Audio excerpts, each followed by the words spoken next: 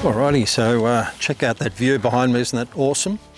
I'm here at the Kanangra Plateau, which is one of my favourite places in the whole world.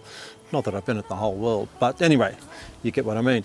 And I come up here camping and hiking and mountain biking, that sort of stuff.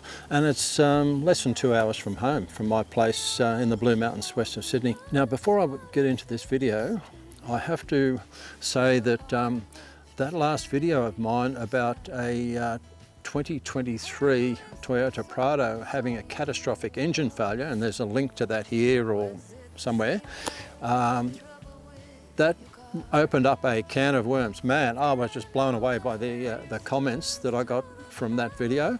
Amazing. And I just want to thank everybody that commented, because a lot of people far more knowledgeable than myself gave me some great advice about how these things should be serviced, oil types and all of that sort of stuff. And I'm really grateful for all of those comments. That was fantastic. I'm taking a lot of that stuff on board, and that'll see me through into the future and help me look after the current car. So here I am. Look, but the reason for this video is I want to explain to a few people that are vaguely interested about why I'm now driving a Ford Ranger Wildtrack as opposed to the beautiful Toyota Prado. Now, anybody that hasn't seen it, have a look at the video up here. There's a link up here for why I am no longer a Toyota Prado owner. It's a little bit complicated, but basically the Toyota died in South Australia, about 1,400 kilometres from home, and Toyota managed to eventually get the thing completely fixed up, paid for everything between Toyota and NRMA.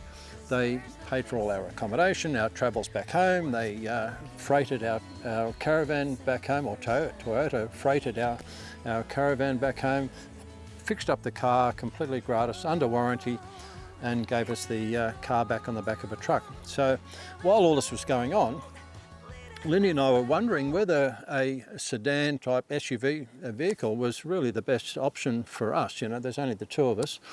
And so we started sniffing around looking for something else, and we went down to the local Toyota dealer, and they said, look, we've got the perfect towing vehicle for you, an LC300 or whatever they are, the new Toyota 300 series. And that was going to cost us well over $100,000, a little bit outside my budget.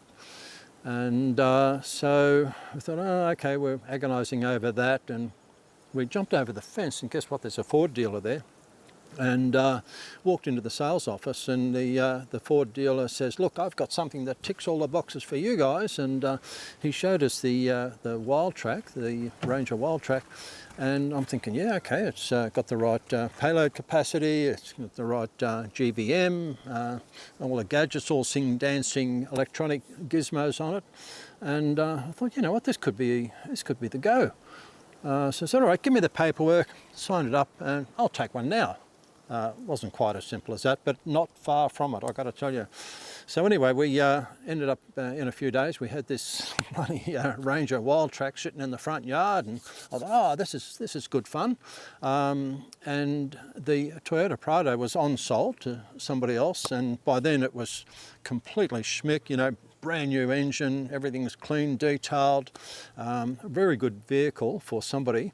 And it was a very good vehicle for us too when we had it, because we had clocked up a few miles, about 30,000 K on that particular Prado.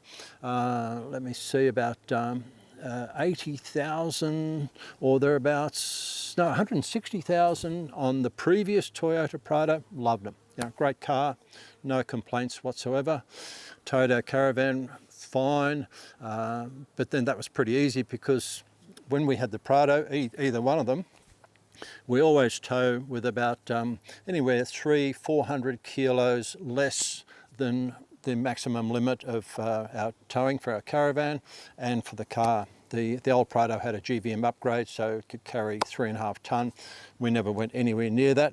We're minimalist, we're tent campers traditionally, so we don't have a lot of stuff. So yeah, it did well, the Prado, but there are two of us. It's a 7-seater. It didn't sort of add up that we were carrying all of these extra seats around. It was just taking up space that we didn't need. So we went down the road of the ute. and that makes a lot more sense for us. There's no real backseat space for passengers in the ute. That's fine, we haven't got any backseat passengers. So we've found that loading our camping gear into the back of the ute, for me, I'm the one that does the loading, strange, but loading that stuff into the back of the ute was so much easier. You know, we got all our stuff that we needed for this particular trip into the back of the ute, and it's only half full. And it's just so easy to put it in, take it out. I use the tailgate for a little workbench while I'm cooking, and it's been fantastic, you know.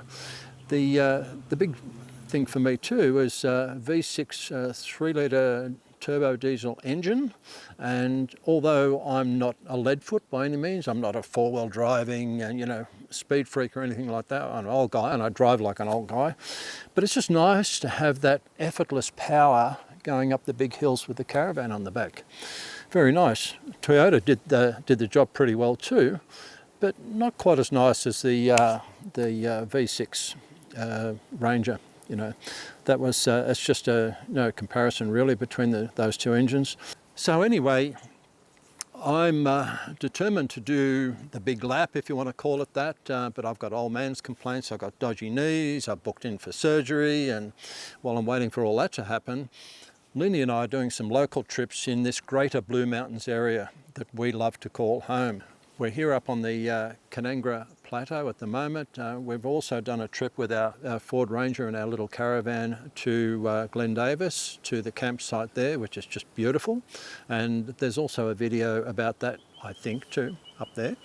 Check that out. And so we'll do a couple of local trips until I can get my dodgy old knees sorted out, and then we'll escape on our big lap. And then we'll really start enjoying our retirement. But in the meantime, we're very impressed with our Wildtrack. I can't really compare it to the Prado because it's like sort of comparing apples and oranges, and they're both particularly good at what they do. They're just different. And the difference for us is the fact that it's a ute, obviously, and it's easier to load, easy to unload, and it's got a bigger engine, I suppose, and makes towing our little caravan just an absolute breeze. We're really happy with the Ranger, and I'm sure that whoever has our Prado now is going to be really happy with that too.